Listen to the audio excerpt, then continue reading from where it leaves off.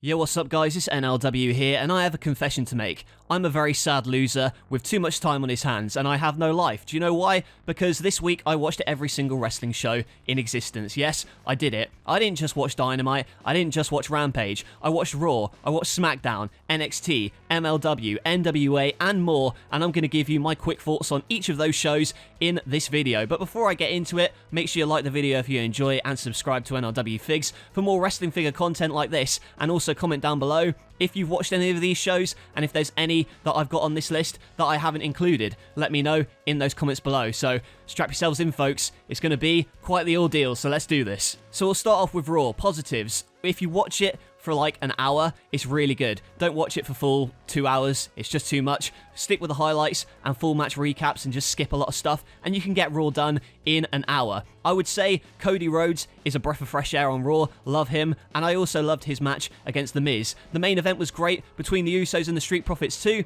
and I do like that they're building up their champions such as Bianca Belair, and also the WWE Championship situation with Roman Reigns. It's cool stuff. Stuff I didn't like about this show. There was some goofy stuff with the 24/7 title that I didn't really appreciate. The endings to some of the matches leave a little bit to be desired, such as AJ and Damian Priest just ending in the middle of a commercial break. Didn't like that. And also the fact that there wasn't a clear main event set from the start of the program. You had to wait all 3 hours to find out what your main event was going to be. I like to know what I'm going to be looking forward to in the main event, but the main event did deliver. So Usos versus the Street Profits, my favourite match of this night, and honestly, very surprised that I enjoyed this edition of Raw. Next up, we've got NXT 2.0, and I'm going to say it right now, I hated NXT 2.0 when it first started, but if you just switch your brain off and watch it as a pure entertainment show and forget about all the kind of backstage politics, it's actually quite entertaining. I really enjoyed the Creed brothers arc from the start of the gauntlet match to the end, where they were eventually defeated by Pretty Deadly for the NXT Tag Team Championships. I really enjoyed the opener between Solo Sikoa and Cameron Grimes. I'm sorry if I've mispronounced some of these names. I am new to this product. Stuff I didn't really like about this show. Again, a lot of new faces, but I suppose that is good in a way. And also, a lot of the faces are quite generic, such as Von Wagner, Zion Quinn. I'm not really seeing their appeal at the moment. I like the over-the-top people like Tony D'Angelo and Grayson Waller at the moment. I think that they've got a high ceiling in WWE if pushed correctly. But again, I enjoyed this more than I thought I would. I really enjoyed the Creed brothers arc through this night, and I will say, even though a lot of the wrestlers were green, it was quite a chaotic feeling to the show, which I did appreciate. So I'm going to give NXT 2.0 a thumbs up. Again, very surprised. Next, AEW Dynamite. Of course I enjoyed Dynamite. I enjoy it every week. The obvious thing from this episode was the debut of this budget, Wish.com, Great Khali. Didn't like that at all. Didn't like the fact that they turned the lights off for his debut. I think if they debuted him in any other way, it wouldn't have been as badly received, but still, there was a lot of other good stuff on this show. CM Punk and Penta Oscuro, such a dream match of mine. You had Suzuki and Joe chopping the hell out of each other on this night. You also had the tag title match between Jurassic Express and Red Dragon. Great stuff. Biggest con of AEW at the moment is the booking of the women's division. Such trash, man, like 2 minutes 30 for Marina Shafir, a woman who's not really been built up at all on the main shows, and I think that they could be doing a lot more with the women, so much more than they're doing at the moment, and it's a real shame because they've got such a great roster. If they utilise their roster as good as WWE does, it would be cracking, but that's a big nitpick, but still, I enjoyed Dynamite as I do every week. Thursday's when we've got some more wrestling action on display. So, first of all, I'll start with Impact Wrestling. Not really checked out Impact in like a year. Last year I checked it out and it was a bit awkward with no crowd, but now with a crowd back, it does have a good energy to it. I love the team of Tom and the former Aiden English on commentary. I think it's a big improvement and it really improves the product. I enjoyed matches such as Deonna Purrazzo's match against Willow Nightingale. I also enjoyed the main event a lot between Jonah and PCO. Jonah, one of my favourite wrestlers to watch, man. He's so good. I'm really surprised that he was let go by WWE, but very happy to see him here. I also enjoyed the Moose and Josh Alexander hype packages that they showed throughout this night. Great stuff. I've actually just subscribed to Impact Plus, so I can't wait to see more from Impact Wrestling moving forward.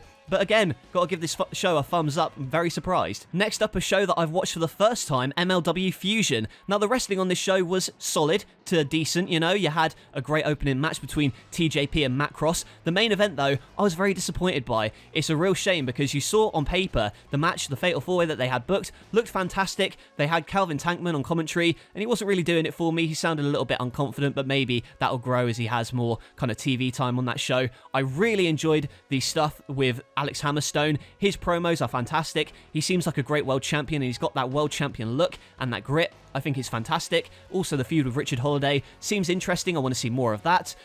Also, the women's match, again, not really a lot to be desired for that one, me personally. Yeah, MLW Fusion, I've heard great things. This show, it's not going to be a thumbs down because I did enjoy it, but a thumbs in the middle more so. Nothing really stood out for me, but maybe I just caught it on a bad week. Next up, NXT UK, another show which I've not caught in years, probably like 2 years now that I've seen NXT UK. A whole different roster, it seems, although we did see Gallus in the opening match. A lot of generic names though, you know, not really a lot of character to it, but I do like about NXT UK that it retains a lot of the old qualities of the original NXT. There was a segment with Meiko Satomura and Isla Dawn, which is very weird and a little bit out of place. I don't know. Something about UK talent, man. I don't think they can cut a promo to save their life. Me personally, I really enjoy, though, the arc with Mustache Mountain at the moment that they've got with Tyler Bate and Trent Seven. Seven's turning heel, whereas Bate is kind of on the fence. And the main event between A-Kid and Tioman, formerly known as Lucky Kid. A very good main event, but again, thumbs in the middle. Maybe I've caught it on a bad week, but hopefully they can bounce back. The wrestling is solid, but not really a lot going for it at the moment. Hopefully that changes with future weeks, because I have seen some good stuff with Dragunov and Roderick Strong recently, which did seem pretty good, so maybe I'll have to catch it next week to see what's going on, especially that back alley brawl between Kenny Williams and Sam Gradwell. Looks pretty cool. Friday night, we had a lot going on. We'll start off with the obvious one, and that is SmackDown. So SmackDown, again, I'm going to have to give this one a thumbs down. Didn't like this show, really. I did enjoy the main event between Riddle and Jimmy Uso, that RKO out of nowhere. Mwah, beautiful. Likewise, Rhea Ripley versus Naomi, a really, really good women's match. Surprising for the mid-card, and I think if they have more of those mid-card matches where they're given enough time and the story is there, Ripley and Naomi and the likes of Sasha Banks in there as well, I think it could be a really strong women's mid-card with that tag title scene. So looking forward to seeing more of that. But on the whole, a lot of short matches, McIntyre and Sami Zayn. It was a decent angle, but again, nothing really to it. Ricochet versus Jinder Mahal, really wasn't feeling this one. Jinder went for a chin lock like 1 minute, 30 seconds into the match. Really not great stuff, but at least Ricochet retained, I guess. Yeah, a kind of weak roster in my opinion for SmackDown. There could be a lot more that could be going for it. But again, maybe not a thumbs down. I'm not going to be that negative on it. Thumbs in the middle, but not a great show, in my opinion, compared to Raw. Next up, AEW Rampage, and this one gets a big fat thumbs up from me. Great show, maybe one of my favourite shows of the week. You had the main event between Hangman Adam Page and Adam Cole in a great lights out match, or was it a Texas Death Match? That's it. Bloodied each other, fantastic stuff. Barbed wire, driven through the table at the end. Great. Also the Combat Club from Moxley, Yuta, and Danielson. Great showing there. They also had a couple of mid-card matches with Ruby Soho and The Butcher, which you could skip, but still solid bookending of the start and the end of the show. Thought it was well worth the watch. Let's talk about another company now, and we'll talk about NWA Power. So I watched this for the first time ever this week, and I have to say, thumbs up from me. I really enjoyed the interview style. I like the classic style that they brought. The presentation is completely different to anything else on wrestling, which I really appreciate. I dug it a lot. The setup as well with the cameras is cool. Really that old school style, and an old school main event between Cardona and the Pope for the NWA Championship. Really, really good match. I enjoyed it a lot. And likewise, the women's match with Kylan King and her opponent. I can't quite remember who it was, but that was a really, really good women's match. I would recommend you checking that out. So, yeah, big thumbs up from me as well. This is what I was hoping for from MLW Fusion, although maybe we'll see better things from MLW in the near future. But this NWA Power show, very much liked it a lot. The promos were great, as well as the old school style of the characters and the kind of setup. Really dug it. Next, we had NXT Level Up, another show which I've not really heard a lot about. I know it replaced 205 Live, which I was sad about, but this one, quite interesting, you know? It's only 20 minutes, so it's not taking up a lot of your time. It has a lot of unknown talent on there, but there was the first appearance of Roxy, former Ring of Honor Women's Champion, on this show, and she had a good outing. And likewise, you know, the other two matches, nothing really to write home about. I can't even tell you off the top of my head. I think it was Damon Kemp in one of those matches, but I can't tell you the names of anyone I saw in this show. But the wrestling was solid. Only 20 minutes. It did feel like, a personal PC exhibition, So the Performance Center, kind of like getting wrestlers' first exposure on TV. I think it does what it needs to do and serves its purpose. So yeah, thumbs up for that, or thumbs in the middle if you're not really into it. You can skip this show really, but it is fun to see the kind of future of the Performance Center and them kind of learning to work in front of a crowd. So gotta give it props for that. And finally, I'll talk about New Japan Strong. This technically happened last week, but because of Windy City Riot this week, which was on pay-per-view, they didn't have a New Japan Strong, but I still wanted to talk about it because I did watch last week's episode. We had a great show here, probably the best wrestling that I've seen all week from all across all the shows. So a great match between Josh Alexander and Carl Fredericks. I think Fredericks has a really high ceiling in New Japan if they continue to push him, maybe even a future junior heavyweight champion if he decides to go over to Japan. And Josh Alexander, man, really cool athlete. Hope he becomes Impact World Champion sooner rather than later. And the main event between Jay White and Chris Sabin, a fantastic main event.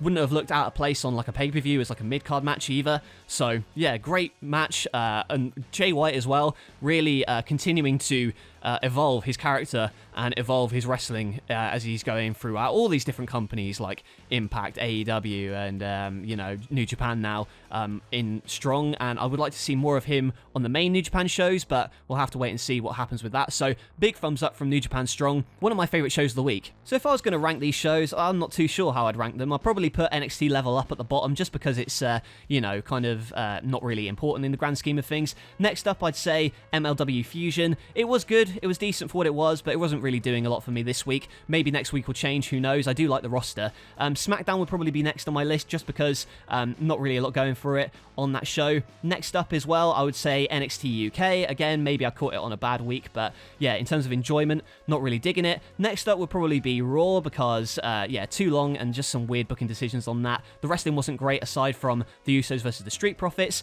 Next up, I'm going to rank NWA Power. I really like the presentation style of this. Likewise, next up on the list, I'm going to put NXT 2.0. Again, it's a fresh presentation to what I'm used to, and I do like seeing new people coming up through the ranks, so gets a thumbs up from me. Next up on the list, I would say Impact Wrestling was my next favourite, then followed by AEW Rampage, then New Japan Strong, and finally AEW Dynamite on the end of that. So a really good week for wrestling in general. I also watched Battle of the Belts, but I'm not going to talk about that too much. Completely nothing show. Sammy's the TNT champion. Woohoo, I guess. The Ring of Honor title was cool to be on the line as well, but yeah, those Battle of the Belt shows, I wish they'd make them feel a little bit more important, but yeah, that would probably be somewhere near the bottom of my list, to be honest. So yeah, a good wrestling week, honestly, and I probably want to keep this trend going where I try and watch all the wrestling I can, because there's a lot of good stuff out there, man. And sometimes wrestling has bad weeks, and even WWE has good stuff on it, and if you just switch your brain off, you can enjoy it. Obviously I rank them quite low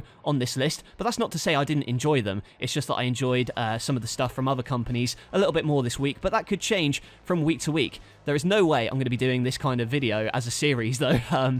Just talking about it though is very fun, and I would like you to let me know in the comments below if you've watched any of these shows this week and what you think of the wrestling landscape here in 2022. Let me know in those comments below. Be sure to like the video if you enjoyed, and subscribe to NLW Figs for more wrestling figure content. That's it from me. Thanks for watching, and I will catch you guys later.